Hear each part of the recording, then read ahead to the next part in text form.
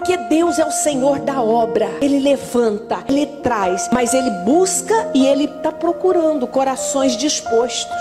Deus, quando olha para nós no seu reino, Ele não olha currículo, Ele não olha quantas faculdades você tem, Ele não olha nada disso. Isso é importante para alguma coisa, ajuda, mas se eu não tiver disposição, amor no coração, eu vou começar a fazer as coisas e dizer assim: eu sou legal, né? Eu faço porque eu sei fazer, entendeu?